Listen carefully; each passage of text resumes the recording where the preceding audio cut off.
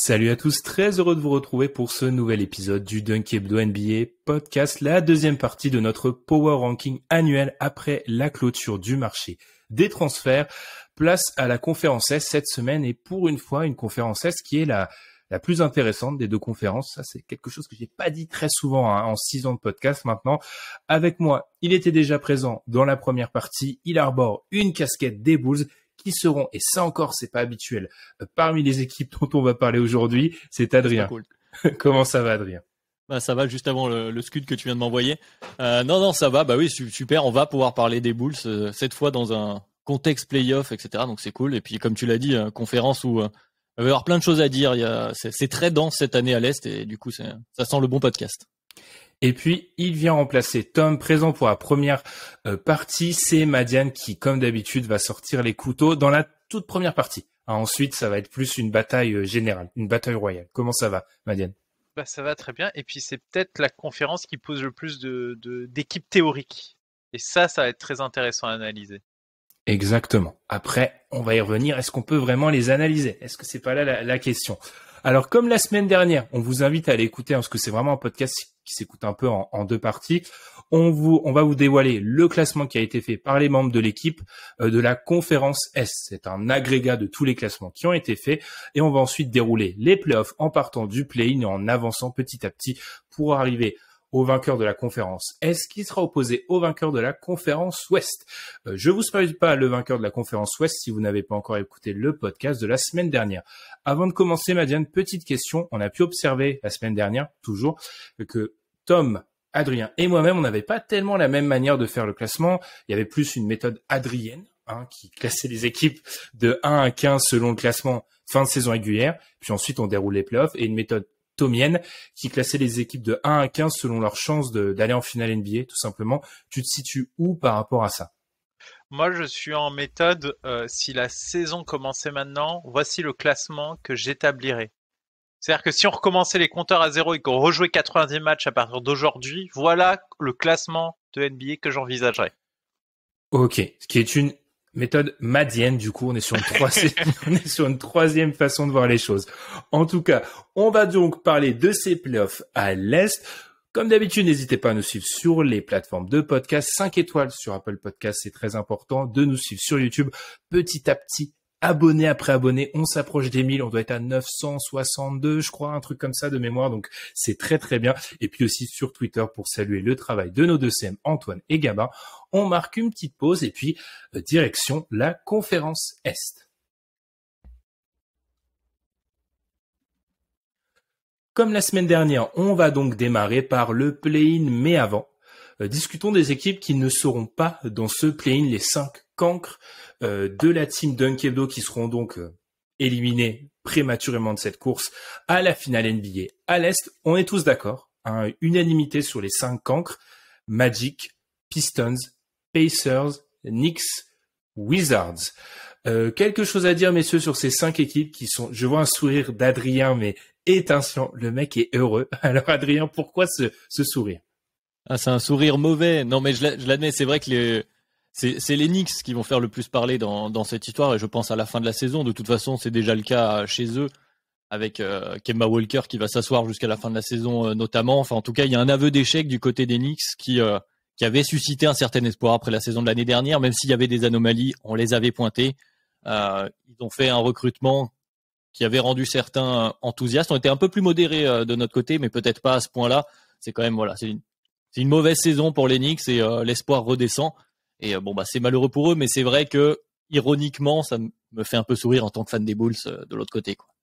Madiane, on sait que tu étais un homme qui adorait regarder les Knicks quand ils étaient au plus bas. Te voilà rassuré, ils restent au plus bas. Ouais, ils nous ont surpris la saison dernière, mais finalement j'ai l'impression que les choses reviennent à la normale, une intersaison foirée et c'est reparti comme avant. Non, plus sérieusement, moi ce qui me frustre beaucoup vis-à-vis des Knicks, c'est moi je repense à l'épisode où on avait préparé l'intersaison des Knicks. On s'était mis dans le rôle. C'était nous trois d'ailleurs. C'était nous trois ouais, d'ailleurs. Ouais. Et on s'était mis dans le rôle et on avait, je trouve, bien ciblé finalement quand on regardait les recrutements qu'on proposait, que ce soit Lonzo ou du coup Kelly Oubre, où on disait voilà, il faut qu'ils se renforcent à ces deux postes, et c'est ces deux postes qui leur posent le plus de problèmes aujourd'hui, et qui leur ont forcé des moves un peu douteux sur Cam Reddish. Donc voilà, moi je trouve ça triste en fait que j'ai l'impression que ça a dysfonctionné encore au niveau du front office, et c'est pas normal. Petite note aussi peut-être pour les Wizards, il y a eu un petit début de saison, on s'est dit peut-être une équipe complète avec beaucoup de joueurs qui auraient pu faire quelque chose, et puis voilà, la saison régulière les a un petit peu freinés, donc voilà. Mais vraiment, il y a pas trop de débat sur les 10 équipes qu'on classe au-dessus, donc je pense qu'on peut enchaîner parce que ça va être très dense, hein, Adrien l'a dit. Le play-in, on va commencer par le 9-10. Tiens, c'est plus intéressant. 9-10, 10e. Charlotte Hornets, 9e Toronto Raptors. On va donc aller du côté de Toronto pour ce play-in et ce match à mort subite, hein, du coup, ce play-in 9-10.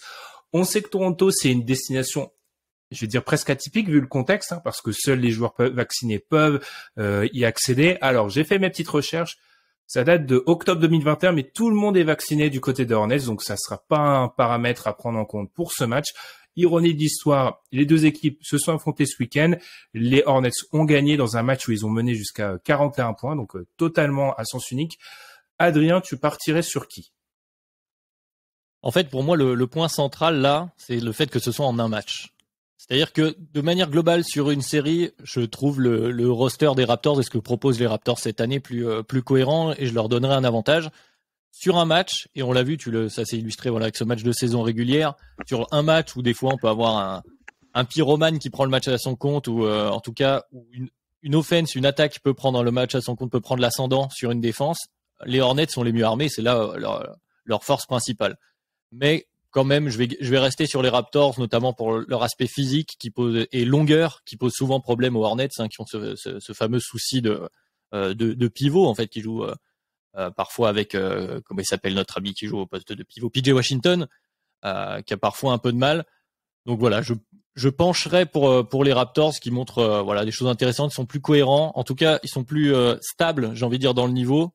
Donc je vais leur donner le bénéfice de doute à ce niveau-là, là où les Hornets ont peut-être un plafond sur certains matchs plus élevés, mais c'est un risque, c'est un pari. Pour moi, pronostiquer les Hornets, c'est plus un pari, donc j'irai du côté des Raptors, en tout cas pour cette série.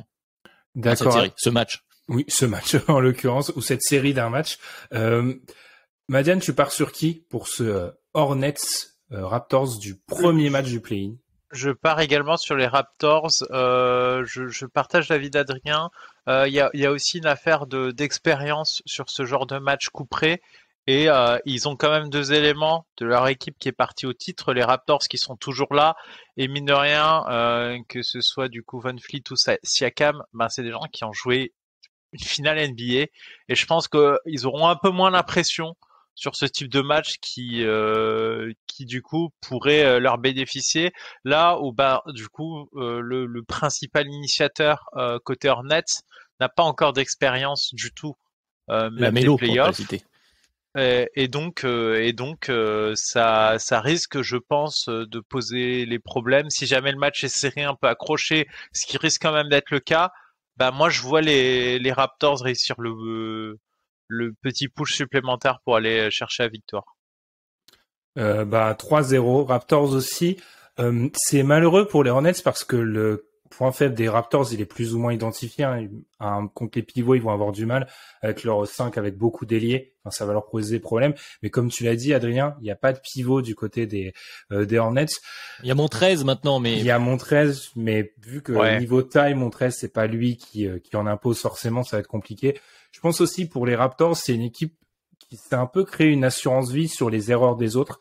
C'est la pire équipe sur les 2 semaines. Toutes les équipes dont on va parler en play-in, en play-off, à l'est, à l'ouest, c'est l'équipe qui est la moins bonne sur demi-terrain. Hein, ils sont cataclysmiques sur demi-terrain. Donc du coup, ils vont créer beaucoup avec des points grâce aux interceptions et rebonds offensifs. Et je me demande si sur un match comme ça, sur un match coup près, ils peuvent pas en créer énormément contre des Hornets un peu jeunes, un peu verts encore.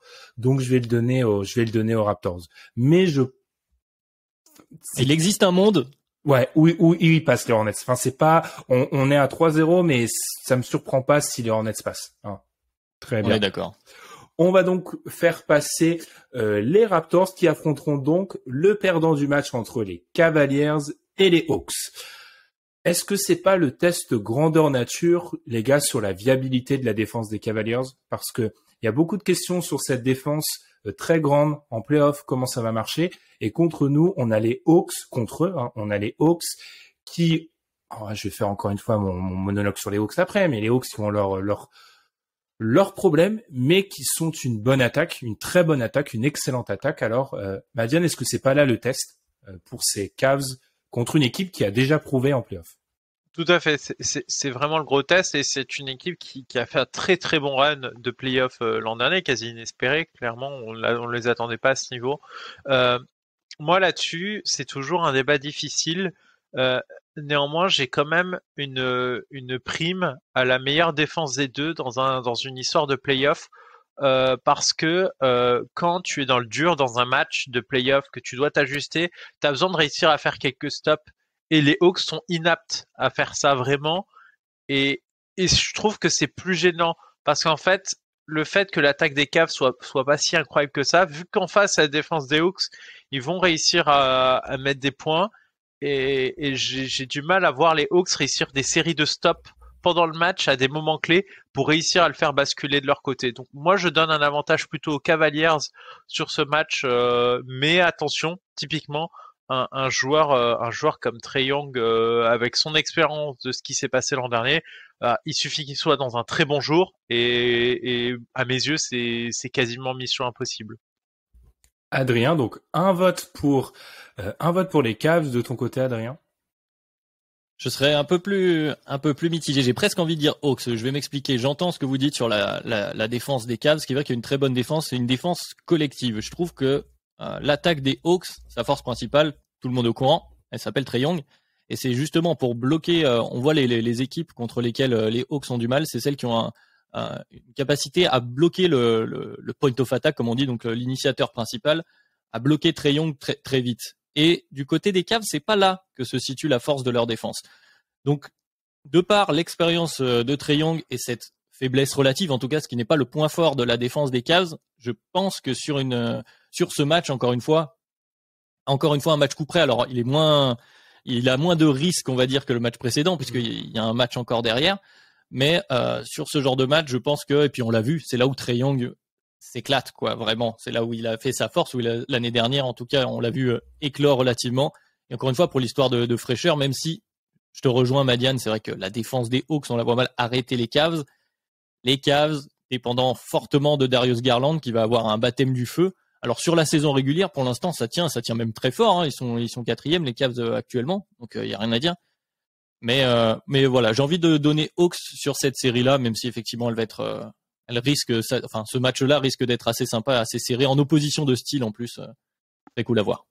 Ah, donc mon vote est important là, pour celui-ci. Voilà, j'ai envie de te laisser un peu. En gros, là, je te jette la responsabilité mon de choisir qui.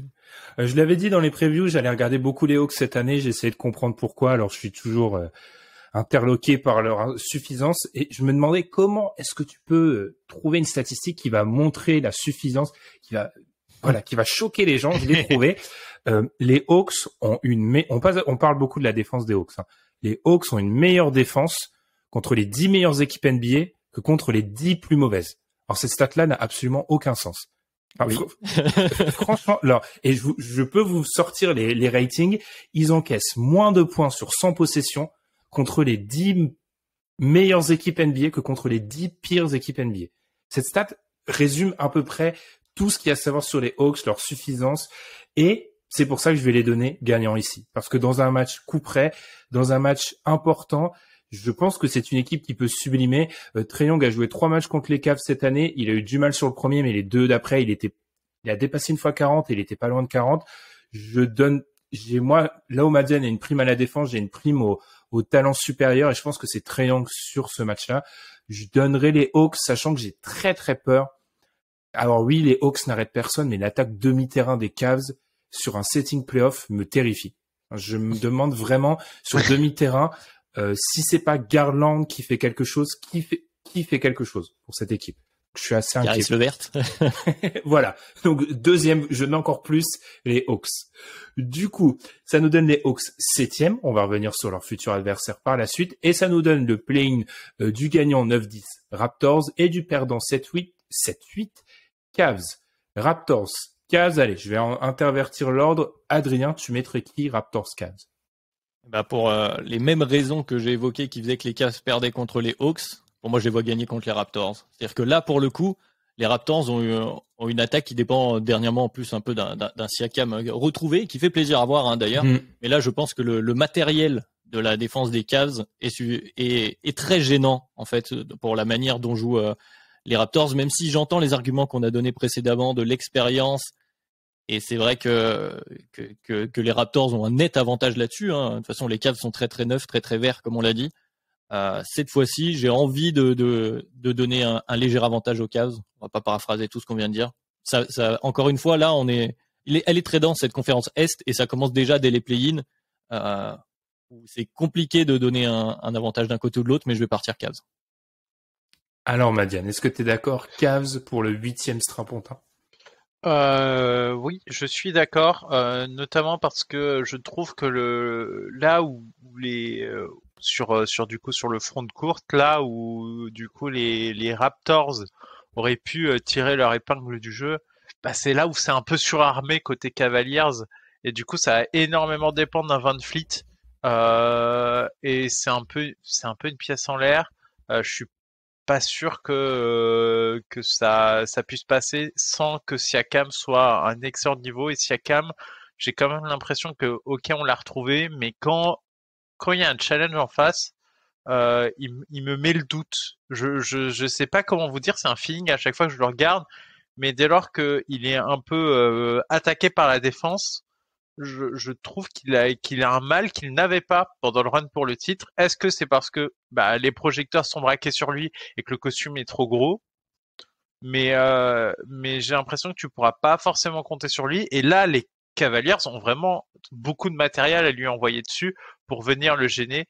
Et je trouve que ça risque d'être compliqué si ça repose exclusivement sur une excellente performance de Van Fleet qu'il est capable de sortir, certes, mais ça me paraît trop fragile pour les données favoris. Je peux aller chercher les stats sur ce que tu dis, excuse-moi Ben, sur la faiblesse relative que tu peux ressentir, Madiane, mais peut-être qu'il y a une question de physique. Toronto a souvent l'avantage de la longueur, tu l'avais dit Ben quand tu parlais du tour précédent, où ils sont une multitude d'ailiers, ils sont souvent plus grands et Siakam peut attaquer tranquillement certains mismatchs, là où contre les Cavs, ce facteur-là, ils sont grands, les Cavs, notamment avec leur line-up double pivot, entre guillemets. Ouais, c'est annulé. Ça tombe bien, j'avais un problème parce que j'anticipais ces réponses sur les deux premiers. J'avais un problème parce que je voulais inclure les Cavs pour deux raisons. D'abord, un peu, c'est pas honnête, mais pour saluer leur saison. Et aussi parce que pour le réalisme de l'exercice, vraisemblablement, ils pourraient presque y être dans les 6. Par contre, du coup, vu que ma voix n'a aucun intérêt, je vais donner les Raptors. Parce que se couvre. Du coup, non, parce que j'ai toujours peur de cette attaque sur demi-terrain des Cavs, mais j'espère pour les Cavs qu'ils arriveront, encore une fois, je l'ai dit, contre cette équipe des Raptors à limiter les erreurs pour passer. En tout cas, ce qui nous donne, maintenant que les Hawks sont 7e et les Cavs 8e, on va dérouler et comme la semaine dernière, on va faire partie haute du classement, partie basse. Ça nous amènera au final de conf. Débutons cette fois-ci par... Allez, on va refaire un 8. Premier de notre classement, le Heat affronte donc les Cavaliers. Je vais partir en croisade. Ouais, vas-y, démarre Ben, c'est pour toi là. Pour ce Heat, j'ai un passif avec le Heat, un passif plutôt positif. Alors les fans du Heat à une époque ont cru que j'étais contre eux, mais je pense maintenant que ça fait 3 campagnes de playoffs où je les annonce très très loin, donc je commence un peu à me griller. Je trouve que cette équipe est desservie dans beaucoup d'analyses et dans beaucoup de projections à l'Est, tout simplement parce qu'elle n'est pas théorique. Suffit de suivre mon regard, Sixers, Nets, c'est des équipes très théoriques, très fortes théoriquement.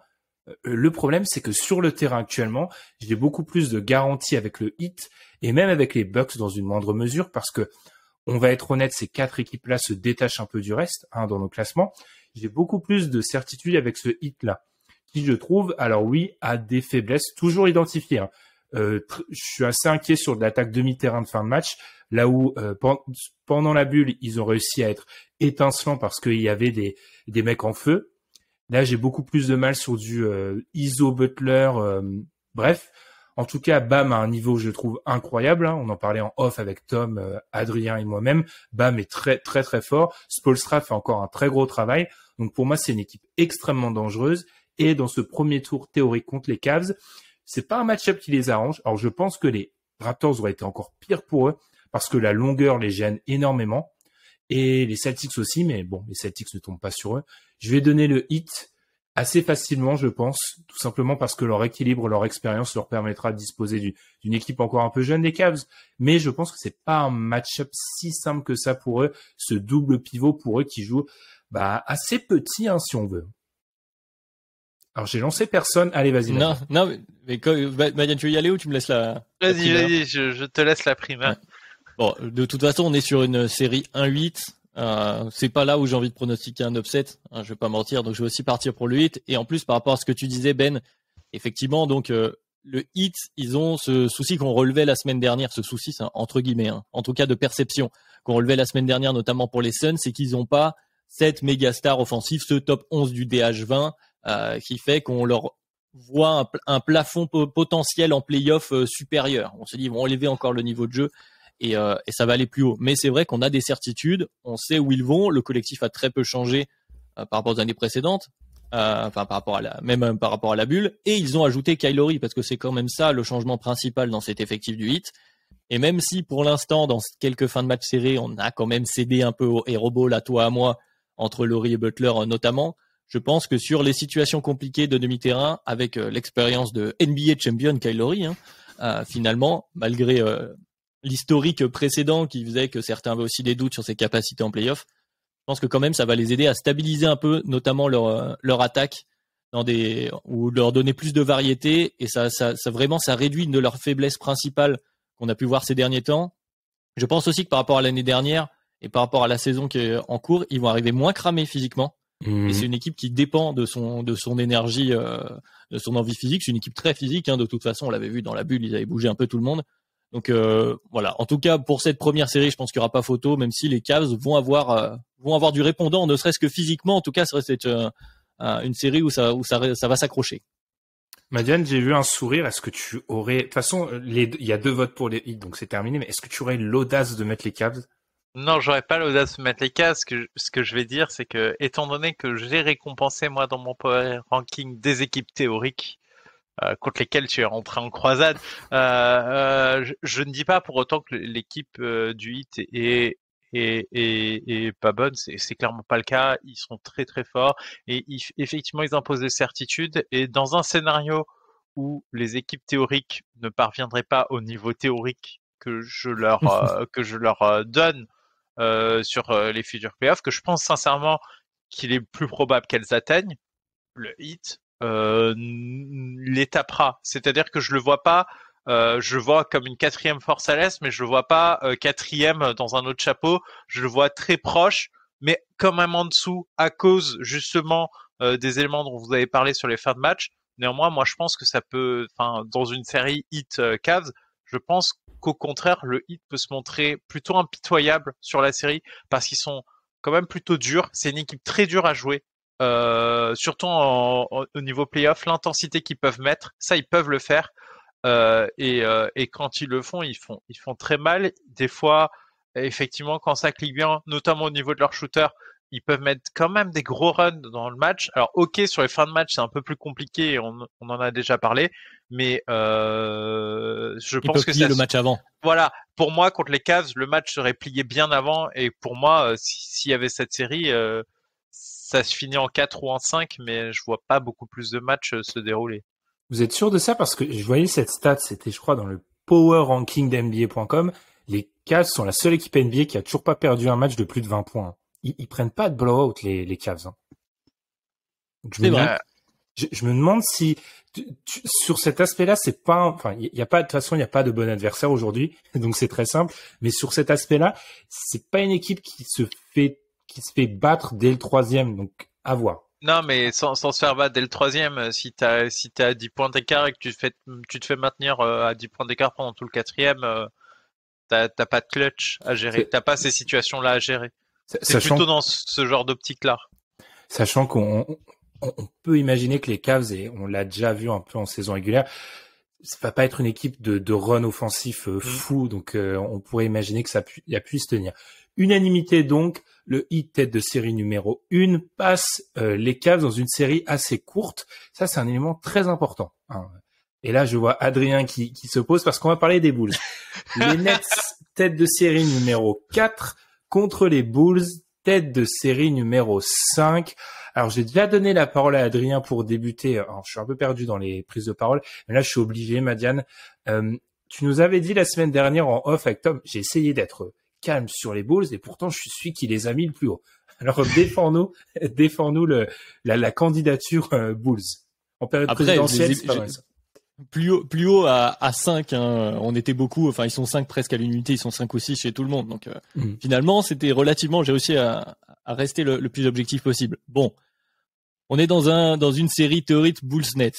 Évidemment, comme en parlait Madiane, les Nets font partie de ces équipes théoriques où la théorie peut monter très haut. Et puis de toute façon, en pratique, comme disait Tom, bon, il y a Kevin Durant, déjà, pas besoin de beaucoup de théorie, Kevin Durant, c'est compliqué. Et du côté des Bulls, c'est pas forcément sur ce poste-là où on a le meilleur matériel pour stopper notamment le meilleur attaquant de l'histoire. Maintenant que les bases sont posées, je vais quand même garder toute ma subjectivité pour pronostiquer ça et vous laisser éliminer mes Bulls parce que vous êtes méchants. Mais j'ai envie, comme tu disais Ben, c'est pas très réglo, c'est pas très objectif, mais j'ai envie de récompenser aussi cette saison la surprise. C'est l'objectif du côté des Bulls, essayer de passer un tour. Alors potentiellement, on pourrait tomber sur les Nets dans le ranking, les standings actuels, ça peut arriver, hein, au-delà de notre théorie Dunkebdo. Ce serait peut-être malheureux, mais je me dis que c'est pas impossible, notamment parce que les Nets sont rarement tous ensemble en santé, qu'effectivement tu dépends de tes stars. Alors, a priori, il pourrait y avoir évolution, peut-être que Kyrie Irving pourrait être là, mais Kyrie Irving n'est pas du tout celui qui me fait le plus peur, de par l'effectif des Bulls. Pour le défendre le point of attack, on a des mecs alors évidemment, c'est Kyrie Irving, Madiane, je te vois faire les gros yeux, tu vas pas l'arrêter totalement. Mais je préfère avoir un meneur du niveau de Kyrie Irving et avoir Lonzo, Caruso et Ayo à lui envoyer sur le paltro qu'avoir KD et lui envoyer Javonte Green. Voilà. Le différentiel attaque-défense me semble moins important. Bref, je vais essayer de pas faire trop long.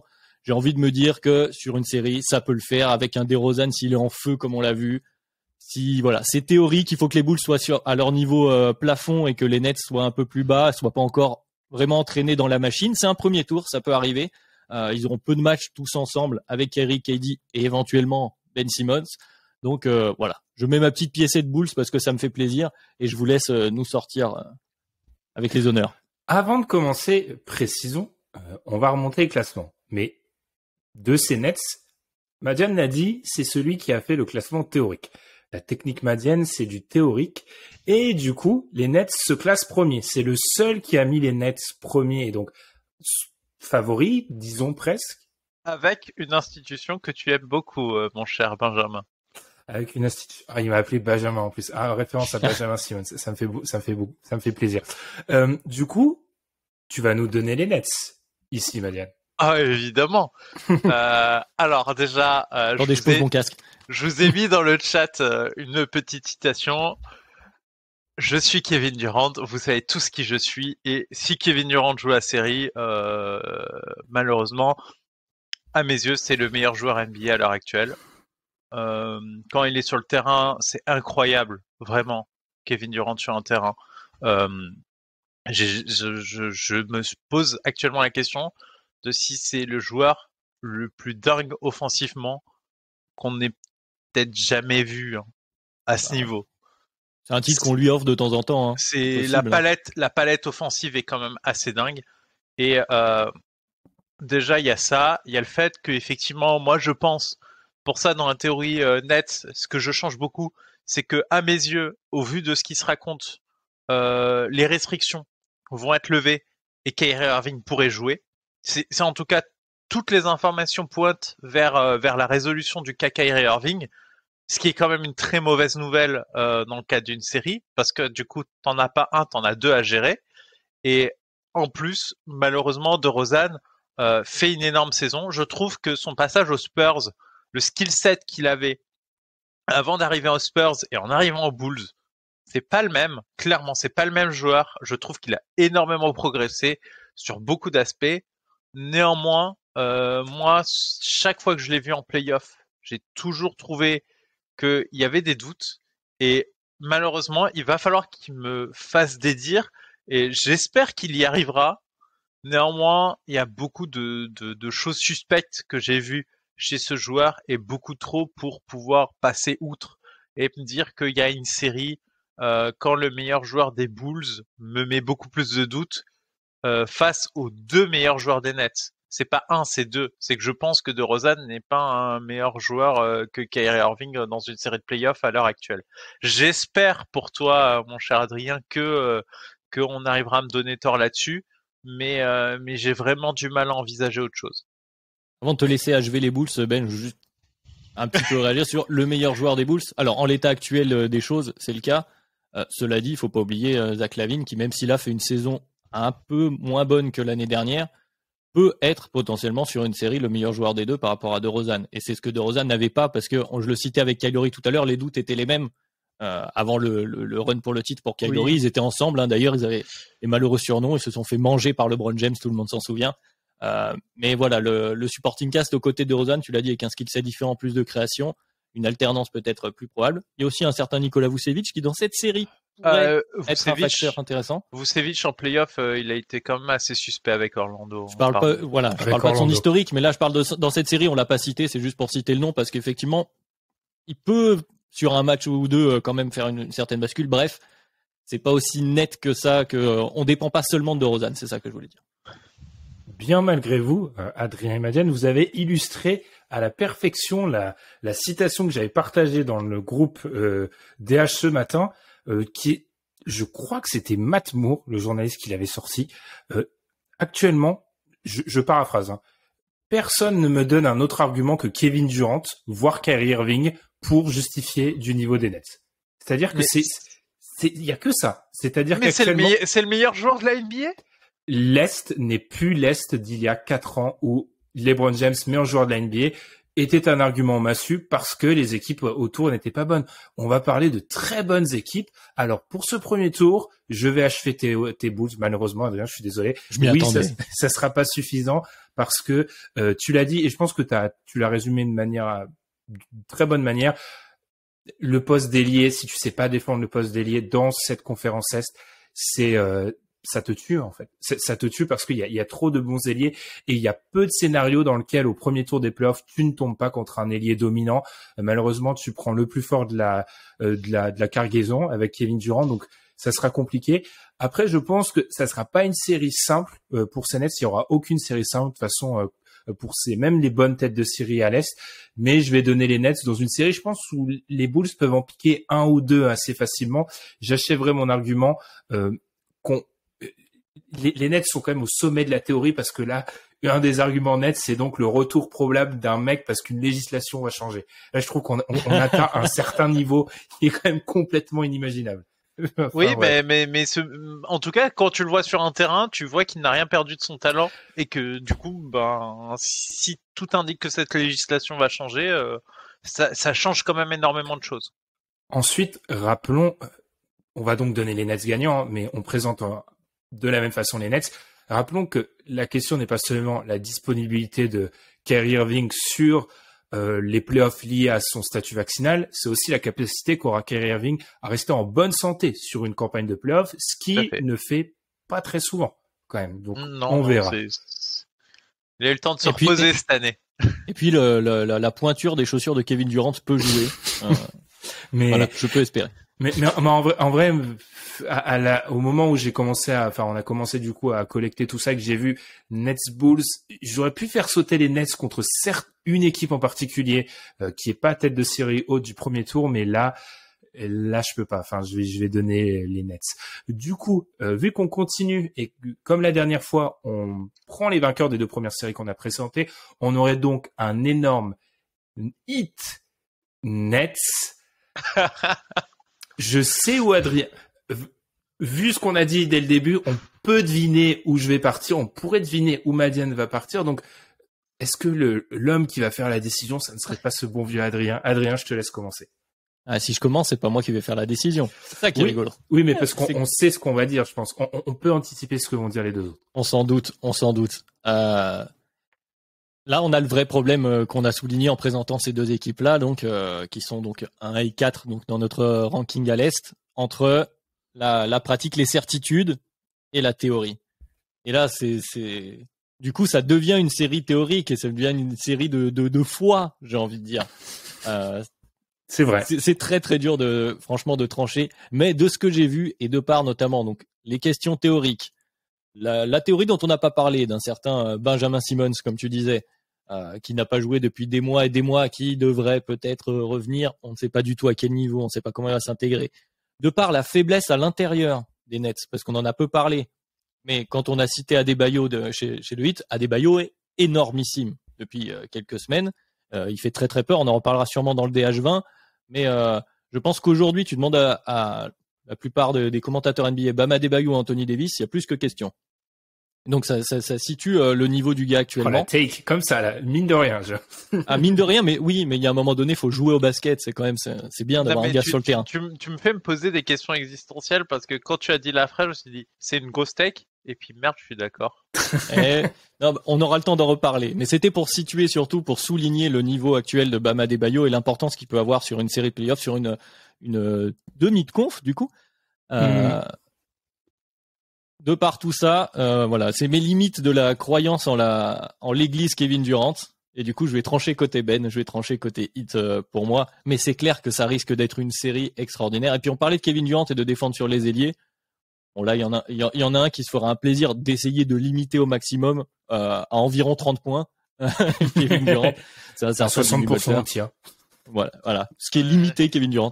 Non mais voilà, je vais aller du côté de du raisonnable, de pas prendre trop de risques et de choisir les certitudes sur la théorie et donner 8. Alors là-dessus, je me permets de prendre la balle au bon parce je sens que mes chers Nets vont se faire éliminer, mais je ne suis pas d'accord avec ça. Déjà, il faut quand même considérer que il y a le problème Kyrie Irving à gérer, et je trouve que le Heat peut avoir quand même du mal à venir vraiment stopper un phénomène sur un backcourt, surtout du profil de Kyrie Irving. Je trouve que c'est pile le profil sur lequel j'ai l'impression que le Heat pourrait avoir des problèmes contre un Kevin Durant. Justement, ils sont armés pour un des deux et pas pour les deux. À côté de ça, faut aussi voir que les meilleurs les problèmes que peuvent avoir le Heat, c'est notamment au niveau des fins de match, des moments serrés. C'est là où les Nets sont quand même de sacrées options, et les Nets sont capables quand même d'emmener cette série loin. On se dit que ça va être quand même, si cette série devait arriver, on la voit pas se finir rapidement, clairement. Et moi, je pense que les Nets seraient tout à fait à même de prendre les matchs serrés dans cette série-là, et même, j'irai au-delà. Je trouve que les Nets sont plutôt une équipe capable de mettre les gros cartons par moment dans des troisièmes cartons, dans des débuts de quatrième qui viendraient faire le trou. Je trouve que les Nets sont une équipe très compliquée à gérer à cause de ça, parce qu'ils ont quand même des gros shooters, une traction offensive très forte. Alors ok, moi mes doutes sur les Nets, ils sont clairement pas sur leur attaque, mais plutôt sur leur défense. Même en théorie, leur défense, ça va être très difficile, mais je les trouve tellement dangereux en attaque, tellement durs à défendre de partout. Tu dois avoir tu dois être capable à la fois de gérer deux des plus gros talents offensifs de la ligue, mais à côté d'eux, il y a quand même pas que des nuls en fait. Les role players fit bien, et les role players auront de l'espace pour s'exprimer offensivement. Et moi, je pense que tu vois, sur une série qui part en 6 ou en 7, t'as un game où c'est Seth Curry qui prend feu, t'as un game où c'est Harris qui réussit à rentrer des gros tirs. T'as vraiment un vrai problème et je trouve que le Heat serait plutôt bon donc contre une équipe pas complète offensivement où il y aurait moins de menaces à gérer. Là, je trouve que les Nets justement posent cette question au Heat dont on a énormément de menaces, à énormément de postes et on est chiant tout le temps. Et je pense qu'à cause de ce facteur, plus le facteur clutch, c'est plutôt les Nets qui passeraient ce type de série. Vous l'avez compris, je vais le donner au Heat. Alors pour d'autres, Je balaie d'un revers de main tous les arguments. non, alors je suis d'accord avec certaines choses par rapport à Madiane. Je maintiens, je pense que le pire match-up pour le Heat, c'est une équipe longue et je pense qu'ils peuvent profiter d'affronter les Nets. Les Nets sont petits. Les Nets sont super petits. Et ça peut être un très gros problème pour ces Nets, sans parler du fait que côté Nets, on va encore mettre une pression dingue sur Kevin Durant, parce que défensivement, si on se porte sur l'autre côté du terrain, ça devrait être à lui qu'on devrait demander de défendre sur du Jimmy Butler, voire même sur peut-être du Bam Adebayo par séquence. Enfin moi, le Bam Adebayo, André Drummond, je sais pas comment vous l'imaginez, mais pour moi c'est un bain de sang. Enfin il n'y a pas vraiment d'autres issues. Donc je trouve qu'à ce niveau-là, ils ont cette capacité de répondre défensivement et puis par rapport au clutch que Madiane indique, c'est vrai qu'il y a cette capacité qu'ont les Nets, c'est peut-être une des meilleures équipes dans le clutch avec les Suns qu'on a de l'autre côté du tableau. Mais pour moi, ça, c'est pas un argument valable quand le Heat. Alors oui, je sors peut-être le reliquat de la bulle et ça n'a pas de valeur. Le Heat a su montrer avec une équipe pas si différente que celle de cette année, que sur des campagnes de playoffs, ils savent être bons dans le clutch. Alors oui, c'est pas de l'ISO de Kevin Durant, c'est faire un peu de brick et de broc parfois, mais ils l'ont déjà fait. Et je trouve qu'ils sont juste trop petits. Moi, je suis désolé, ils sont beaucoup trop petits. Et ils ont de la chance, c'est pas l'équipe contre laquelle ça aurait pu poser le plus de problèmes. Mais tu vois, moi en fait, je suis d'accord avec ton analyse, mais en fait, ce qui m'a énormément gêné, c'est la série contre les Bucks l'an passé du coup. Dans mon analyse, c'est qu'en fait, théoriquement, moi j'avais donné les Bucks l'an dernier et je les avais donnés en disant les Bucks ont tiré la série très loin et du coup à un moment ça va rompre côté Nets parce que justement c'est le facteur physique qui va finir par prédominer. Et en soi, je trouve que les Bucks s'en sortent extrêmement Est-ce que bien. c'est pas ce qui s'est passé justement? Kevin Durant carbonisé au match 7, est-ce que c'est pas ce qui s'est passé? Ouais, mais justement, il y a les matchs d'avant et Kevin Durant, il finit tout seul et ça s'est joué à un fifrelin, vraiment. Ah, mais t'as un revival de Blake Griffin, t'as quand même deux trois miracles côté Nets qui ont aidé à compenser. Franchement, c'est pas les Nets qui ont les facteurs, ils ont eu les pires facteurs dans la série en comparaison. Globalement, oui, mais pour compenser justement cet a priori, on se disait ils vont se faire massacrer, il y a eu des 2-3 miracles quand même au-delà de KD. Ouais, mais du coup, je me dis que le facteur physique serait peut-être pas si important que ça et s'il y a, enfin, comme dit, moi je suis toujours dans ma théorie de Kyrie Irving qui joue et c'est une théorie quand même assez tendue au vu du passif de blessure du joueur.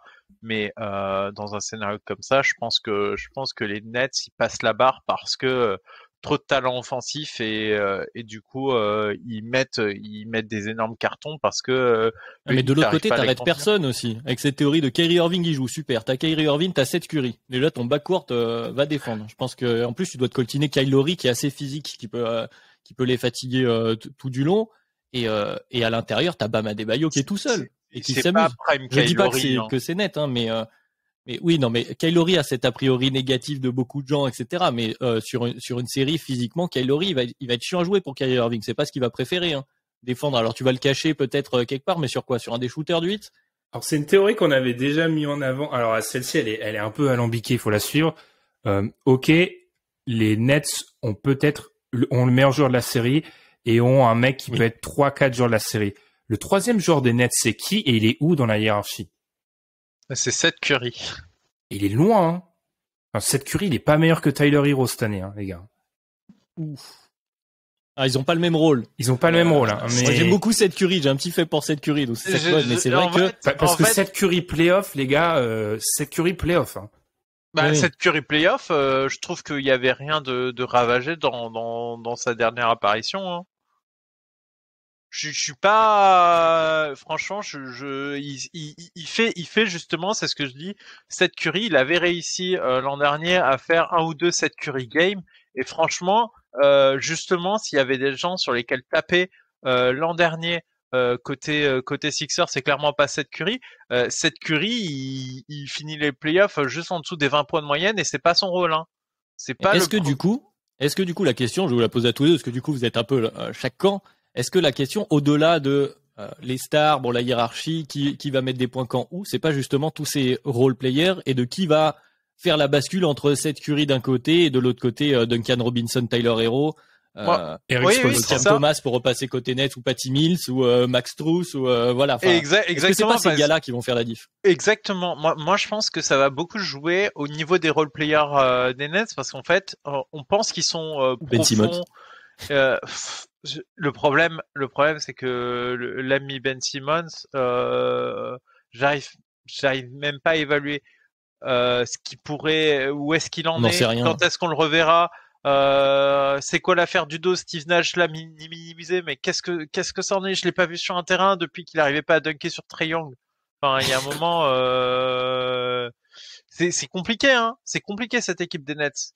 Néanmoins, quand même, je pense que les joueurs qu'ils ont, les Nets sont quand même sacrément expérimentés, et que justement il y a toujours le côté des vétérans qui, ben là, en saison régulière, ils amènent pas trop, mais on sait qu'en playoff, ça amène beaucoup plus. On a un spécimen de ce type-là, typiquement côté Heat, qui est spécialiste de juste faire sa campagne de playoff et ensuite retourner dormir pour le reste de l'année.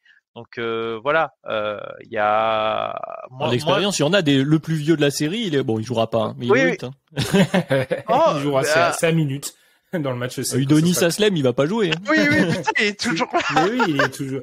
Pour terminer, parce que là, je pensais que tu parlais de PJ Tucker, j'étais en train de me dire, mais non, et tout, ça va. Le chrono avance, je termine avec mon argument, pas massu, mais presque, Eric Spoelstra contre Steve Nash. Eric Spoelstra qui fait un travail encore du très gros travail cette année. Il est en train de s'installer dans les coachs. Dans la hiérarchie, il est très plus rien à dire. C'est incroyable, Spoelstra, ce qu'il fait. Hein.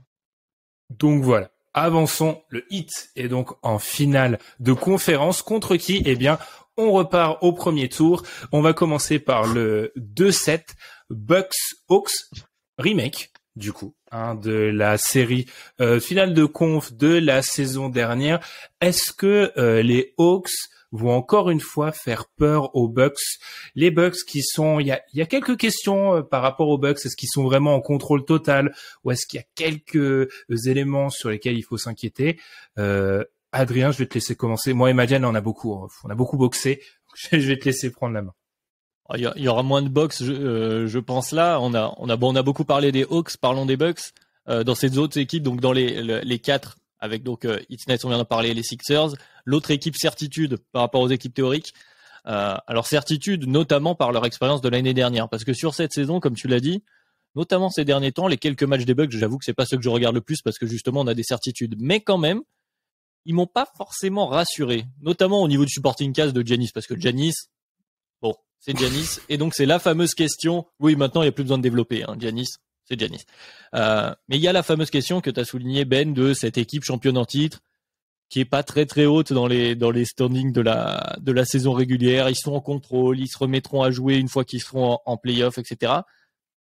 Personnellement, je suis pas un grand fan de cette théorie. Je pense que c'est plus du fantasme qu'autre chose. Et j'ai trouvé que dernièrement, le supporting cast direct de Giannis, donc Jrue et Chris Middleton en premier lieu. Alors il y a aussi l'absence de Brook Lopez, je pense qu'on y reviendra, mais Jrue et Chris m'ont pas beaucoup rassuré. Voilà, je trouve les Bucks pas dominants comme ils ont pu l'être, parce que en contrôle, ils l'étaient l'année dernière en saison régulière. Sauf qu'en fait, ils mettaient 3 cartons, on plie tout le monde, et après on va se reposer. Et là, on est en contrôle. Là, c'est beaucoup plus mitigé, les matchs sont plus accrochés, on joue plus. Du coup, Giannis joue plus. Voilà, je suis moins rassuré. Cela dit, pour rester dans la série, parce qu'on reparlera des doutes, je pense, pour une fois qu'on aura passé un tour. Bon, là, il devrait pas y avoir de soucis. Hein. Les Hawks peuvent être un poil à gratter, mais de la sortir les Bucks. Enfin, j'ai du mal à voir cette upset une nouvelle fois. Un point pour Milwaukee. Madiane, est-ce que tu viens terminer cette série? Oui, je termine cette série. En fait, justement, je pense que les Bucks sont moins forts.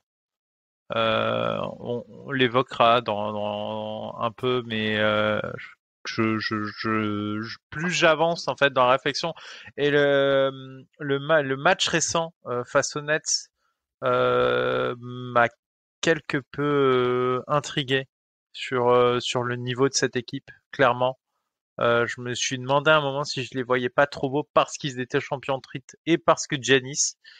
Néanmoins, les Bucks sont moins bons, mais les Hawks sont d'autant moins bons aussi par rapport à l'an dernier.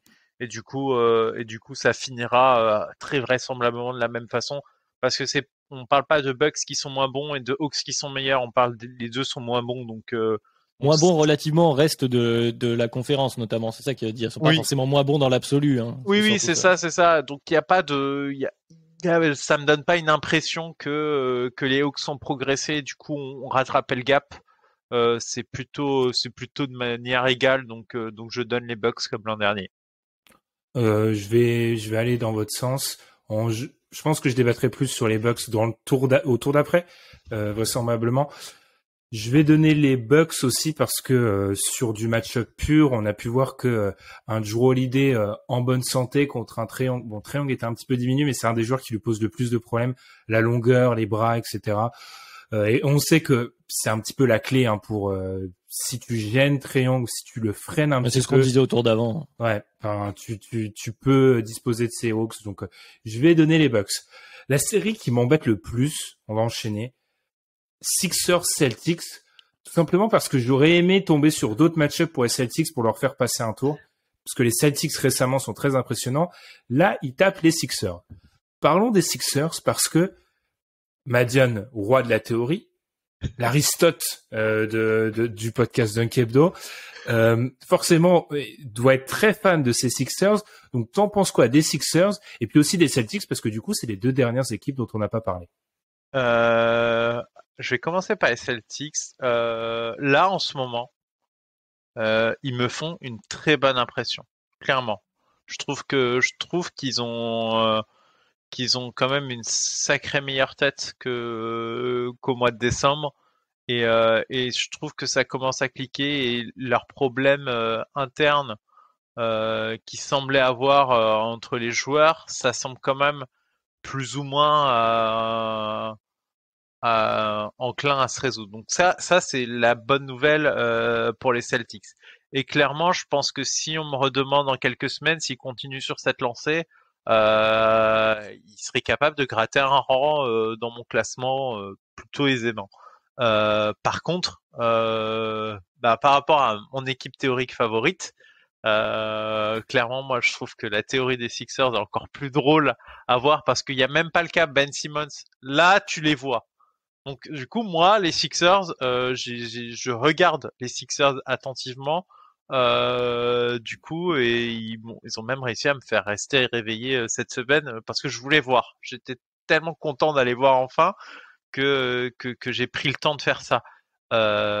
En vrai, un Harden, la tête à l'endroit, mine de rien, je trouve que c'est ce qui leur manquait. C'était peut-être ce qu'ils avaient réussi à avoir à un moment avec Jimmy Butler.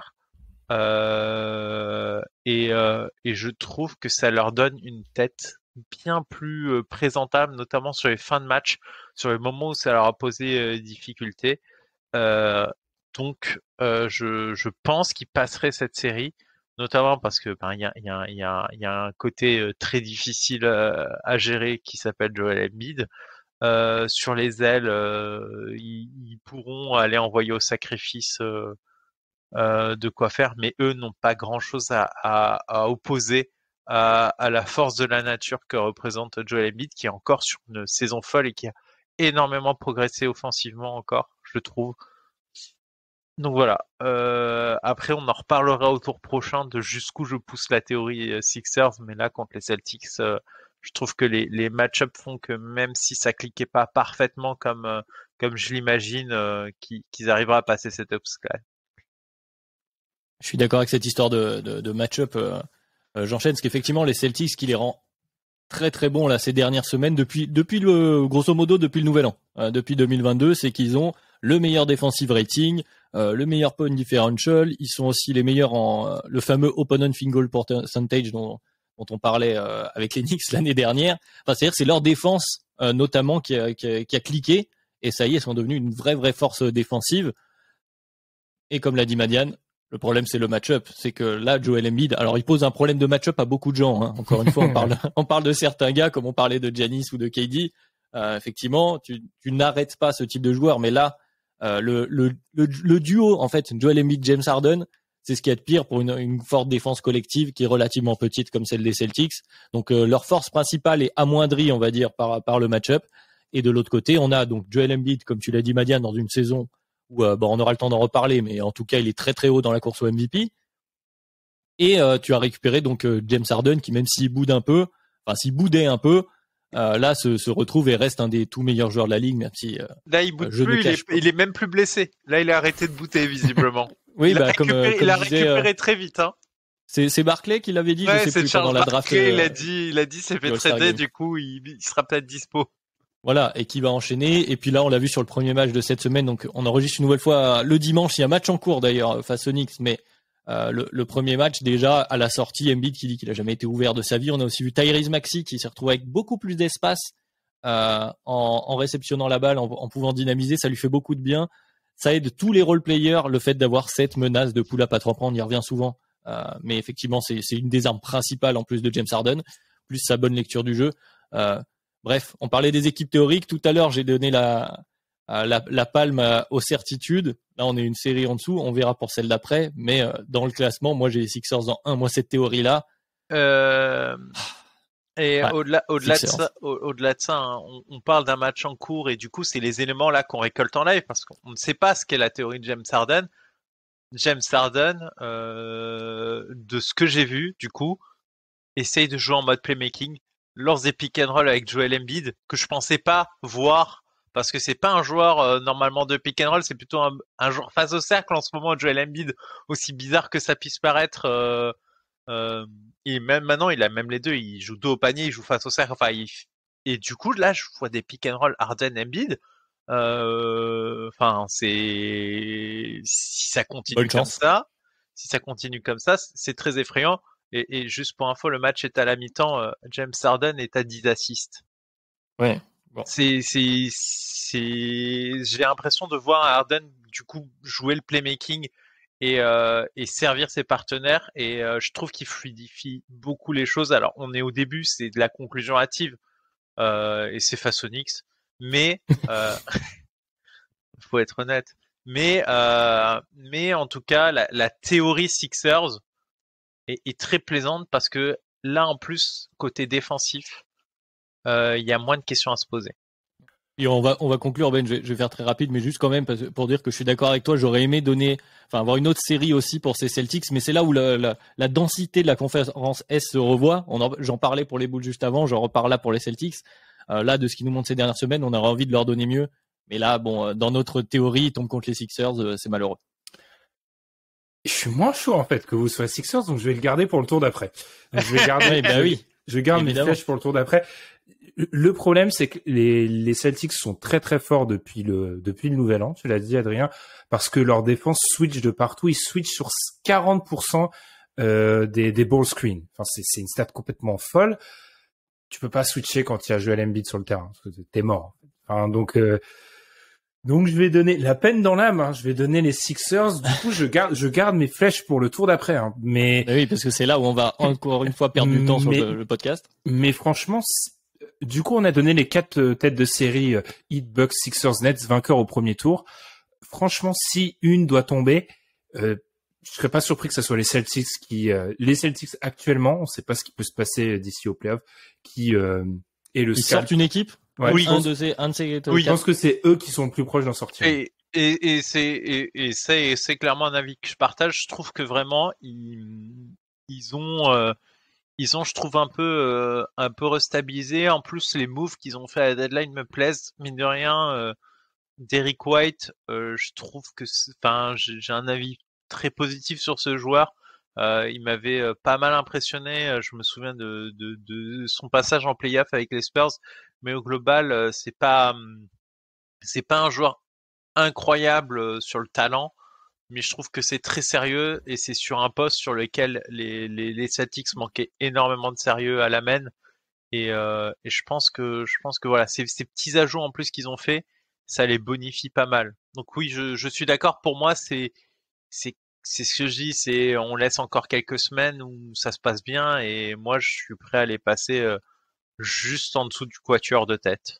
Je vous entends, hein, c'est pas pour faire encore, on rallonge, hein, je suis désolé Ben, quand je suis pas à la présentation, j'ai envie aussi, je suis comme tout le monde, mais quand je regarde les classements de chacun, on a l'impression que les Celtics sont tout proches des 4, vous les avez, Madiane, tu les as en 7, et Ben, tu les as en 5, oui bon ça va, c'est cohérent, mais et la plupart des autres l'ont derrière les Bulls, mais voilà, mais Madiane, tu les as derrière les Bulls, derrière les Cavs, oui. Et je dis pas que je suis pas d'accord avec vous, mais effectivement, c'est ce que je dis, c'est que à date, je garde encore l'impression globale qu'ils m'ont donné sur le panorama de la saison.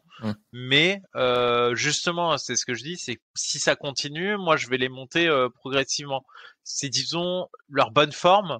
Est-ce qu'elle va s'arrêter à un moment? Est-ce que c'est un très bon passage qu'ils ont actuellement?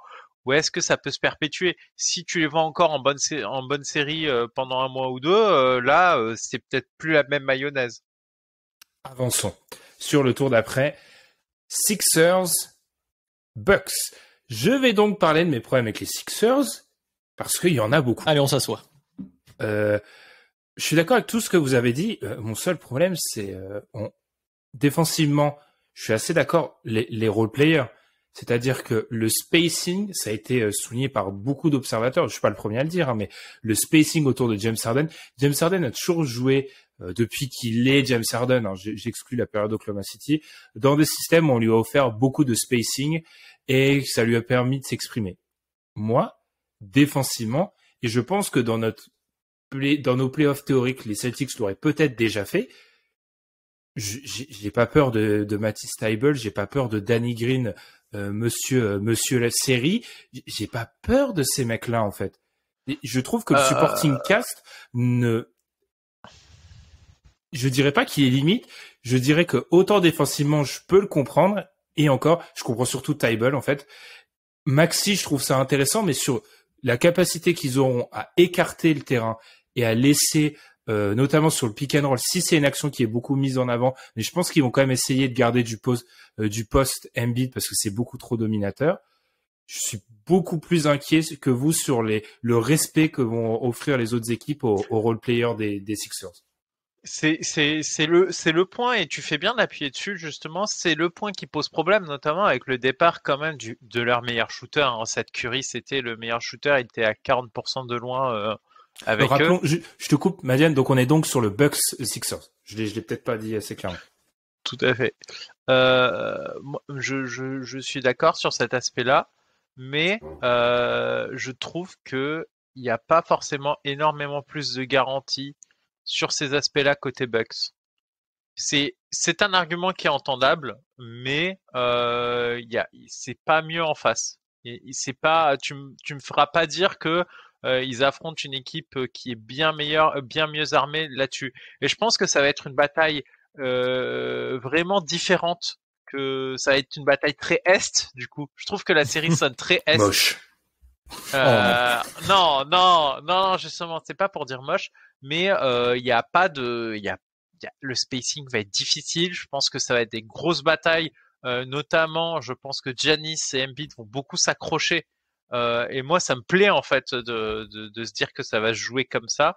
Mais je trouve que le deuxième lieutenant de Embiid est beaucoup plus fiable que Giannis. C'est-à-dire qu'en fait, je trouve que Giannis est est le meilleur joueur de la série, mais qu'en fait, il y a un A et un A prime côté Sixers qui surpassent grandement.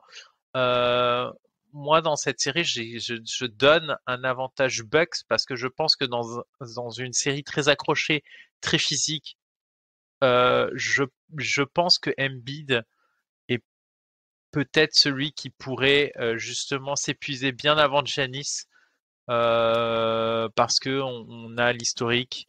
On l'a déjà vu que Embiid, il a du mal quand même à enchaîner beaucoup de matchs de suite et que ça peut vite s'effilocher. Et donc moi je pense que ça peut être une guerre qui peut durer entre 6 et 7 matchs et qu'à la fin il y a un vainqueur par KO qui serait les Bucks. Mais c'est accroché. Il y a pas de gros shooter.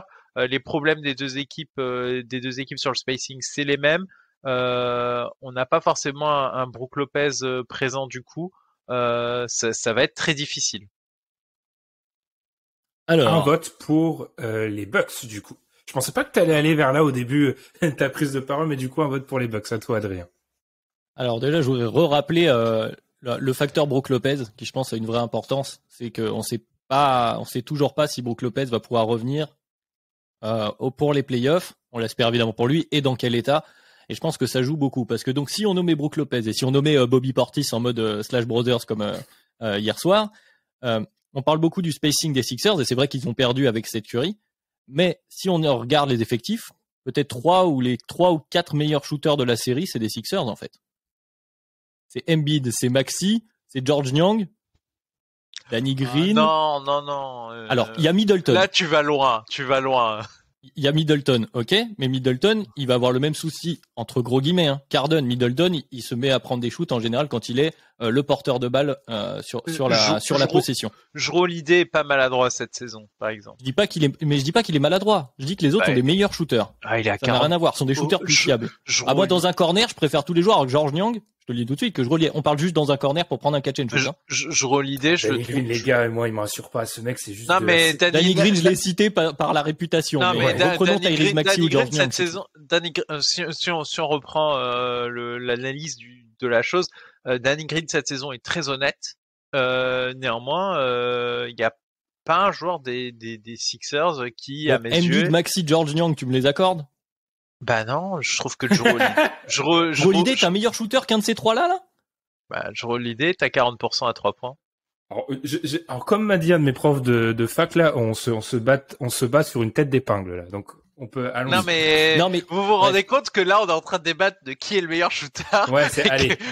Oui, non mais voilà. George Niang et Jrue Holiday. Oui, voilà. Non mais tout ça pour dire, effectivement, t'as raison Ben, c'est un détail. Mais tout ça pour dire que la problématique, et je rejoins Madiane, tu l'avais un peu évoqué, la problématique de spacing, elle se pose un peu des deux côtés de la même façon. Sauf que le porteur de balle des Sixers, le nouveau porteur de balle principal, il s'appelle James Harden, et c'est de loin, là par contre personne me l'enlèvera, le meilleur pour se créer son propre shoot, la balle en main dans cette série. Et là, il n'y a pas photo.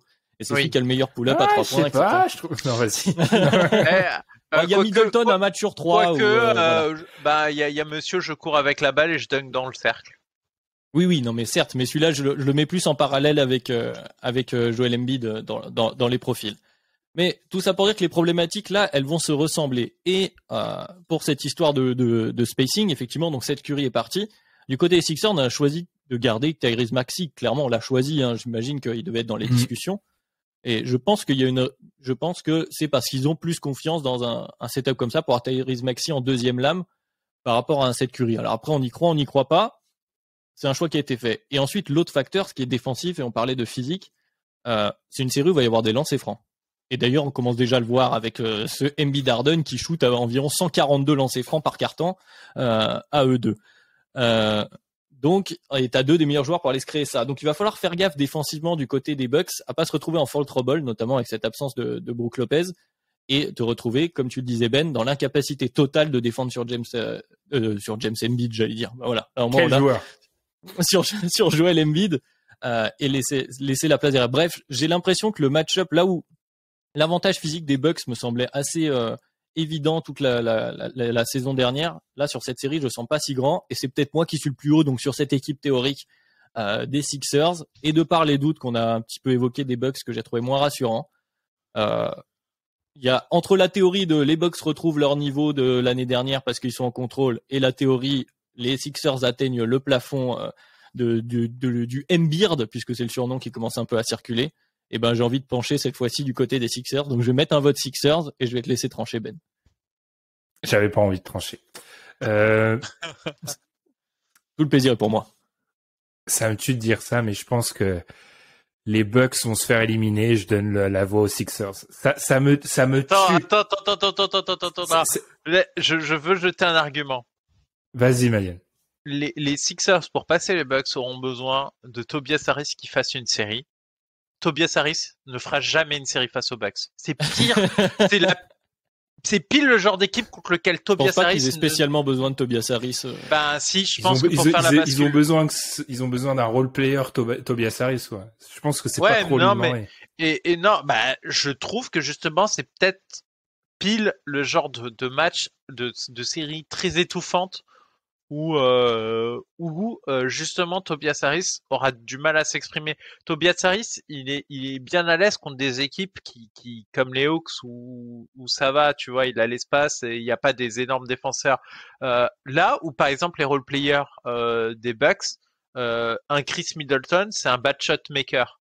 Chris Middleton, il sera sur défensivement, tu veux dire? Non, offensivement, c'est-à-dire que Chris Middleton, on s'en fout de la série en fait. C'est un match sur deux, un coup c'est bon, un coup c'est pas bon. Ouais, mais là ça va être trop juste. Hein. Je suis désolé. Moi, c'est pour ça que je donne les Sixers. Ça me tue. Hein. Ça me tue parce que j'ai pas envie de donner du crédit à une équipe théorique, mais je vais le donner pour à peu près. J'étais d'accord avec tout ce qu'a dit Adrien. Et puis. Et pourtant que je trouve que si on reste encore dans notre théorie, la série d'avant est problématique pour les Sixers parce que tu l'as dit, Madiane, Embiid peut se fatiguer et la série d'avant, il va jouer beaucoup de petits. Donc je pense que ça pourrait être éreintant de son côté. Mais le truc avec les Bucks, c'est que je suis pas non plus super rassuré en fait. C'est que depuis notre dernière discussion la semaine dernière en off, je me suis regardé un peu de Bucks il y a quelques semaines. Je suis pas trop rassuré. Mais ils sont, enfin honnêtement, hein, du coup moi aussi j'ai fait pareil. C'est ce que j'ai dit, c'est que les Bucks, il y a un côté très suspect quand tu les regardes en ce moment. C'est vraiment tu regardes l'équipe et tu dis tiens c'est marrant. Je les voyais pas jouer comme ça, et je les voyais pas à ce niveau. Je les voyais plus haut dans mon idée. Je n'ai pas beaucoup regardé les Bucks et je les voyais beaucoup plus beaux que ce que j'ai vu en regardant le terrain. Et puis c'est une équipe qui peut pas profiter. C'est une équipe contre laquelle c'est inimaginable de jouer Giannis. Enfin, tu peux pas profiter de Giannis poste 5. Et dans un cas où Brook Lopez n'est pas là, je donne pas. C'est pas positif pour les Bucks. Donc je vais donner. Et physiquement sur le front de courte, les Bucks qui avaient souvent l'avantage. Ils l'ont pas. Enfin. C'est difficile, hein. Moi je donne les pas de beaucoup hein, mais je donne les Sixers, ça me tue. Mais ça risque d'être une tranchée. Moi cette série si elle a lieu, super série. C'est super, j'adore. Non, parce qu'à cause de vous, on se prive de la meilleure série possible, c'est le Heat Bucks et avec Giannis contre Bam. C'est la série que je voulais. Je pensais que vous alliez m'offrir sur un plateau, bah non. Du coup, finale de conf théorique, premier upset du coup annoncé, Heat Sixers. Me dites pas que vous m'envoyez les Sixers en finale NBA. S'il vous plaît. Alors, j'ai l'impression que Diane, vas-y, je te laisse la primeur cette fois-là. Mon cher Benjamin, j'envoie les Sixers en finale NBA dans cette série. Le prénom en entier, c'est jamais bon. Et pourquoi? Parce que notamment le problème, c'est que Joel Embiid est présent dans cette série. Joel Embiid, Bam Adebayo, ça va poser des problèmes au Heat. Ça va poser des gros problèmes au Heat et on l'a bien vu le Heat quand Bam Adebayo a des difficultés dans sa série, le niveau n'est plus le même. Et là où il avait une autoroute sur certains match-ups précédents, là c'est le périph, c'est bouché, c'est Joel Embiid. Et je trouve que justement le match-up est pas très bon à cause de Joel Embiid que justement pour aller opposer des gens à tous les petits role players du Heat, il y a de quoi faire quand même aux Sixers. Alors c'est pas très bon offensivement, mais défensivement ça tient quand même un peu plus la baraque. Que le problème de shooting n'est pas non plus, il n'y a pas un différentiel fort avec le Heat qui pourrait justifier une autre opinion dessus. Je trouve que c'est pas bon en fait pour le Heat, malheureusement. Tu me donnais une autre série, j'aurais pu te répondre autrement et j'ai répondu autrement sur la série précédente, mais je trouve que sur celle-là, il fait pas bon pour le Heat de jouer ses Sixers. J'ai un visage. Vous me laissez trancher Ben ou... Oui et non, parce que toi, tu mets le hit par défaut, toi? Je sais pas, en fait. Donc vas-y, Adrien.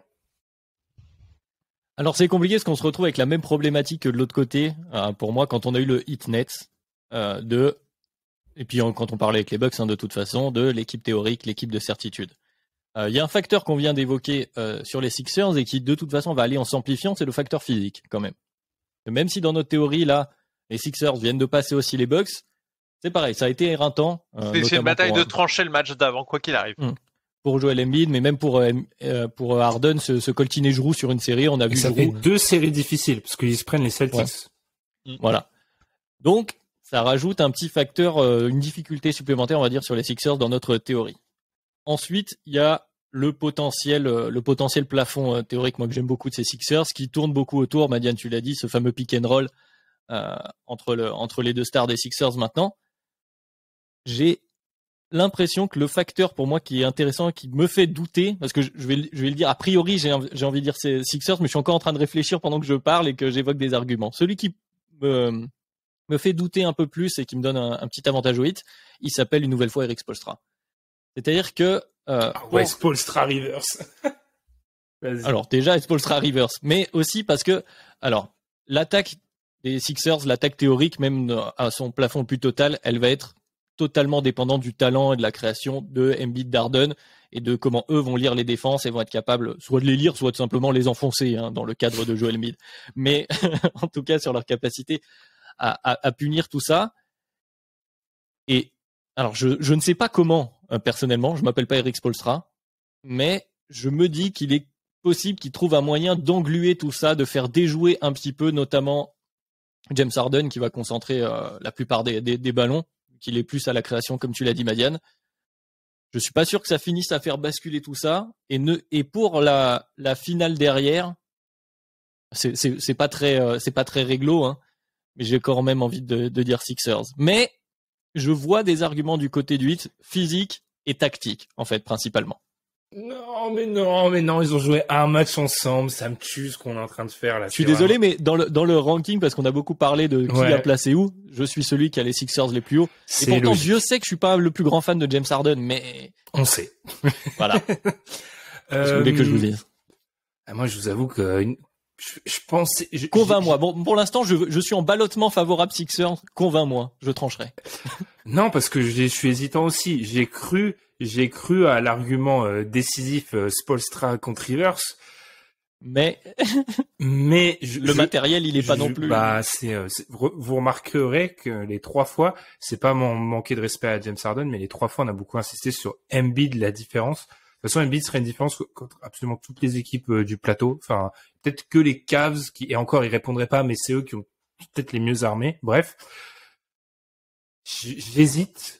Je trouve, il y a un élément qui m'inquiète beaucoup, c'est que t'es pas censé passer quand tu joues 3 séries à très haut niveau. Ça arrive pas. Enfin, quand tu joues 3 séries à très haut niveau, et là c'est du très très haut niveau parce qu'on a beaucoup dit que ces Celtics nous impressionnaient en ce moment. C'est chaud de passer les 3. Sur cet argument-là, sachant que de l'autre côté, on a un Heat qui devrait faire un premier tour assez simple, parce que je trouve que c'est extrêmement serré. Alors oui, Embiid contre Bam Adebayo, Bam aurait beaucoup de soucis. Après, on l'a dit physiquement, je pense que ça pourrait être un coup de massue pour ces Sixers de jouer ce Heat. Je pense aussi que le Heat a, alors pas les armes pour arrêter James Harden, mais un Jimmy Butler sur un James Harden, ça a beaucoup de sens. Je pense que Kyle Lowry et je pense surtout que le Heat, dans sa manière de défendre, ce que j'ai mis en avant sur les shooters et les role-players, serait beaucoup plus à même de l'exploiter que pratiquement toutes les autres équipes, vu la Heat culture. On salue Alan, ça va lui faire plaisir. Je vais donner Heat, mais j'hésite beaucoup. Donc du coup, là, vu que tout le monde hésite, on est obligé de mettre les Sixers... Ah, ça me tue, ça. On est obligé de mettre les Sixers en finale NBA, donc... On est quand même dans un scénario où on se dit que le Heat, ils sont sortis de Kevin Durant, Kyrie Irving. Enfin, ils sortent ils sortent pas non plus d'une promenade de santé, les mecs. Enfin, ok, l'autre, ça va être une bataille rangée, mais en vrai, je pense que défendre sur Kevin Durant, ça peut être un purgatoire. Ça peut être un scénario du purgatoire parce que c'est super chiant. Donc Je honnêtement, vais redonner un petit argument hit quand même si on a explosé le chrono. Mais dans le cadre De quoi ? d'un Vas-y. barrage à 3 points, peut y avoir quelques matchs qui peuvent partir sur les role-players du hit qu'on n'a pas beaucoup cités. Là, pour le coup, bon là, les shooters, ils sont côté hit, si on fait la oui, liste. les shooters sont Notamment en termes de minutes jouées, passées sur le terrain. C'est vrai, ça. Ouais, je donne hit, mais bon, ma voix n'a aucun intérêt. Du coup, pour cette finale Allez, NBA finale. théorique, Et je l'aime bien, celle-là. on peut alors on va s'arrêter là. Alors si vous êtes vraiment des fans acharnés du podcast Dunk Hebdo, on vous laisse écouter, ou alors vous allez griller, vous allez juste écouter la fin de l'épisode précédent. Bref, les Suns sont sortis dans une finale de conférence contre les Warriors. La finale NBA théorique de ce mini tournoi Dunk Hebdo, c'est donc Suns avantage du terrain contre Sixers. Par pitié, donnez-moi les Suns. les Suns. Ouais, Suns. Les Suns. Là, par contre, les Suns, c'est une équipe. Justement, à chaque fois qu'on évoque une équipe à l'est, que ce soit le Heat, que ce soit les Sixers, enfin, à chaque fois, on a pas mal de petits doutes. On dit attendez, il y a ça. Et je trouve que les Suns c'est une synthèse plutôt efficace, en fait. Je trouve que les Suns, ils ont vraiment cet argument-là il n'y a pas de gros trous, je trouve, dans cette équipe. Je la trouve vraiment excellente. En plus, je trouve que la balade de playoff a l'air quand même sacrément moins chiante, pour une fois, de ce côté-là. C'est-à-dire que là, on est quand même sur un scénario où les Sixers, ils sortent de 3 guerres, de 3 grosses guerres, et ils arrivent en finale NBA. Non, moi, je vois les Suns notamment parce que pas de défaut, une expérience. Je trouve qu'il y a aussi un aspect psychologique. J'en ai souvent entendu parler sur le foot, mais pour moi, ça s'applique à n'importe quel sport collectif. Quand tu as vécu une grosse défaite collective proche du but, ça peut te ressouder pour aller conquérir l'année suivante. Et Demande aux Spurs qui gagnaient toutes les années impair. Ou Non, l'inverse, mais- je sais plus. oui, c'est ça. C'était année impair, les Spurs. Donc justement, ils sont sortis et franchement, ils étaient pas si loin que ça de la prendre cette finale NBA. Ils menaient 2-0. Là, dans un scénario pareil, je pense que ça ferait même presque pas un pli. Parce qu'il y a le matériel qu'il faut en plus pour Embiid, pour une fois. Là, c'est plutôt James Harden qui poserait énormément de difficultés, mais je compte sur Michael. un certain meneur pour avoir le vice suffisant pour gérer Ouais, le ça serait problème. personnel là en plus. Ouais, ça serait personnel. Ah, mais c'est pour ça qu'elle est belle cette série, notamment. Ouais, oui, et en vrai, Lequel des deux irait chercher la bague en premier? Et je pense que là, les Suns sont quand même sacrément plus armés et au moins posent moins de questions. Je trouve qu'il n'y a pas beaucoup d'équipes parfaites cette saison NBA. Il n'y a pas d'énormément. Il y a beaucoup de petits contenders, mais il n'y a pas un énorme contender. Et je trouve que les Suns, parmi toutes les équipes, c'est celle qui propose la meilleure synthèse, la continuité de l'an dernier, etc. Moi, je les vois s'imposer. Ouais, je pense que ça ira plus vite cette fois-ci, hein, vu qu'on a déjà de toute façon longuement parlé des forces et des faiblesses de ces deux équipes. Donc là, les Sixers, on vient d'en parler la semaine dernière des Suns. Effectivement, l'expérience dont on vient de parler, Madiane, en plus, elle est d'autant plus grande que l'expérience malheureuse de la finale perdue des Suns, elle est aussi face à une équipe avec un joueur qui dominait, alors d'une manière différente, hein, mais en tout cas qui dominait à l'intérieur. Ils ont eu ce fameux problème de faute de Andre Ayton, et puis le fait que la rotation derrière, on a eu des minutes, trop de minutes de Frank Kaminsky. On en a parlé, ils ont un peu comblé tout ça. Le chemin dont parlait Madiane juste avant, la série théorique qu'ils auraient faite, c'était face aux Warriors. S'ils la passent, ils n'ont pas été fatigués par le combat à l'intérieur, c'est sûr et certain. Donc a priori, Ayton devrait être un peu moins cramé qu'un Embiid sorti de ses joutes dont on vient de parler aujourd'hui. Pour moi, attention principale, et on est en train de le voir en ce moment, l'état de santé de Chris Paul, c'est toujours le problème majeur, parce que je reste persuadé, on peut me le plier dans tous les sens, le most valuable player des Suns, c'est Chris Paul, et ce sera toujours Chris Paul. En tout cas, pour cette année, Booker n'a pas encore cette capacité-là de métronome de cette attaque et de cette équipe, mais ils ont engendré l'expérience, comme on l'a dit, sur les ailes, même si, voilà, tu peux aller cacher tes meneurs Chris Paul, etc. sur les role players dans les corners des Sixers et envoyer les Michael Bridges et compagnie aller fatiguer James Harden.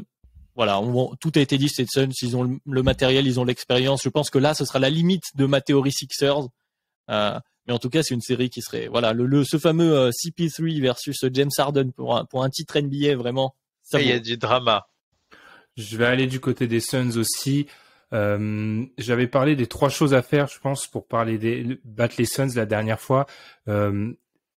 Faire en sorte que ton joueur principal, ou en tout cas ta plaque tournante offensive, ne soit pas défendue par Michael Bridges. Michael Bridges va scoltiner James Harden, je pense. C'est pas checké. Sortir Ayton de la raquette, je pense pas qu'il va vraiment le sortir. Joel Embiid, donc c'est pas checké. Profiter des erreurs, je pense qu'il pourrait le faire, mais 1 sur 3, c'est pas suffisant. Honnêtement, ces Suns, je vais te rejoindre, Adrien. Tu me grilles tous mes arguments. Je vais arrêter de te faire parler avant moi. Désolé. Est-ce qu'on croit vraiment en Chris Paul en bonne santé sur toute une campagne de playoff? C'est un peu ça. On croise les doigts, hein, honnêtement. Mais même chose pour Joel Embiid de l'autre côté. Hein. Pour Embiid, oui. Mais je vous rejoins aussi sur l'accumulation là dans notre projection. Tu peux pas gagner 4 séries comme ça, c'est pas possible. Enfin, où c'est un run légendaire qui sont capables de nous pondre. Pour terminer et éviter de passer au-dessus de leur ennemi, j'ai peu d'espoir. Je vous ai posé une question cet après-midi, elle est très révélatrice. J'ai posé aux absents, combien d'équipes selon vous peuvent gagner le titre NBA cette année? Et on est sur des nombres beaucoup plus élevés que d'habitude. Enfin, moi, je suis à 6. Je suis à 6. J'ai pas compté. Tu rajoutes pas les Bulls, toi. Non. Alors, si.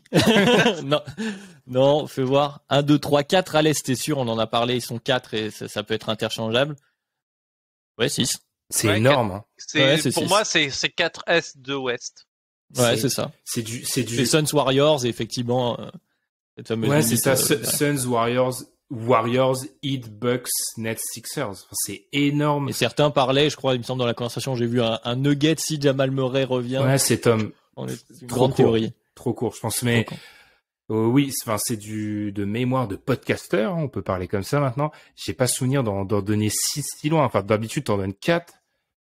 Il y a plein de facteurs cette année, on en a parlé. C'est pour ça aussi qu'on n'a pas envie de parler de blessures dans cette simulation. C'est qu'il y a les blessures, il y a eu les cas Covid. On a une saison assez compliquée. Les cartes sont rabattues parce que ça faisait longtemps qu'on n'a pas eu des équipes aussi dominantes. L'équipe de LeBron James n'est pas dominante aussi. Peut-être que ça joue beaucoup de pas l'avoir. Il y a quelques doutes sur les champions en titre. Enfin, quelques doutes. Légers, mais en tout cas, ils sont pas aussi au-dessus du reste de la masse. Bref, une année ouverte, et c'est ça qui est cool. Mais ce qui fait qu'on va se planter royalement aussi quand on va arriver au play-off à la fin. Totalement. Et espérons que le théorique ne gagne.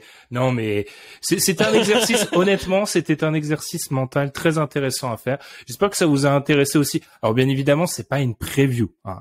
Voilà, c'est une espèce on sort un peu de l'analyse terrain texto. C'est ça, c'est une espèce de projection power ranking post, enfin ça mélange plein de choses, hein, mais c'était un peu pour travailler là-dessus. En tout cas, merci du coup les gars de ne pas avoir sacré les Sixers. Non, mais c'est on ne croit pas que ce soit de la hate, c'est juste que je trouve ça, c'est pas manquer de respect, mais autant je comprends et je suis d'accord avec vous, les Sixers, enfin toutes les équipes à 100%, je pense que je mets les Sixers quasi favoris. Le truc c'est que je trouve que c'est c'est trop mettre de l'importance sur le théorique et à l'image de beaucoup de choses en NBA, la projection, les pics de draft, etc. Ça m'énerve. C'est très compliqué parce qu'en plus on a 2 des contenders qui ont fait des moves, mais pas des petits moves entre eux. C'est ça en plus qui est génial. C'est ça qui est terrible en fait, c'est que les moves ont été faits par 2 contenders sur 6 entre eux. Et en fait, c'est pas des petits contenders, on parle du favori avant d'entrer dans la saison, qui est toujours favori aux yeux de Vegas à l'heure actuelle. Et de Miami. Et avec l'équipe qu'on a envoyée en finale NBA à l'Est. Donc on parle pas de petites équipes. C'est ça qui est dingue. Hein. C'est ça qui est fou. Les Nets sont favoris à l'Est pour Vegas. Ils sont 3e derrière. Les Warriors qui sont 2e, ça c'est intéressant. Là, je pense que c'est tout simplement se dire qu'en gros, la route est plus facile. Donc à l'Ouest, mais c'est Vegas qui est pas fan du hit. Ça, c'est intéressant. Mais bref, passons. Et on va quand même croiser les doigts pour un upset chaque année. Je sais pas lequel ce sera, mais c'est vrai que parmi les équipes qu'on a citées dans ce podcast de l'Est, voilà, les Cavs.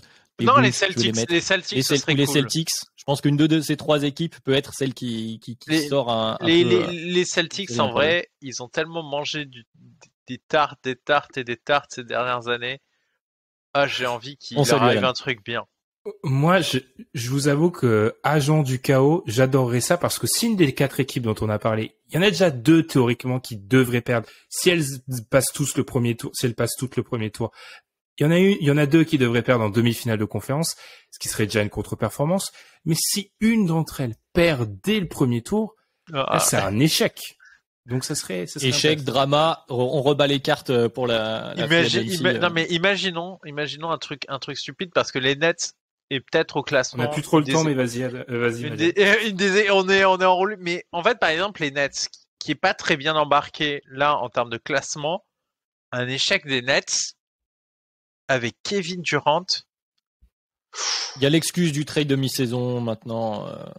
Et de cette saison je suis en train de me dire qu'elles ont toutes une excuse, donc ça passerait pas. Genre le hit, c'est trop structuré pour qu'ils cassent tout. Les Bucks se diront ouais, bon, on a gagné le titre l'année dernière. Les Nets, les Sixers diront ouais, on a joué 6 semaines ensemble et les Nets aussi. Et puis on n'a pas eu Kyrie. Ouais, voilà. Bref. Par contre, l'équipe qui va casser, c'est le Jazz, selon nos prédictions. Rendez-vous cet été, Madiane. Exactement. C'est la meilleure manière de terminer ce podcast que vous pouvez écouter sur toutes les plateformes. N'hésitez pas, 5 étoiles sur Apple Podcasts, 5 étoiles sur Spotify. Abonnez-vous sur YouTube si vous voulez nous voir ou nous écouter aussi. Vous pouvez faire les deux. Et puis nous, on va se retrouver la semaine prochaine.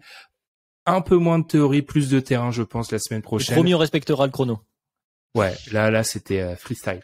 Du coup, merci Adrien, merci Madiane, et on se retrouve la semaine prochaine. Salut. Ciao. Tchuss.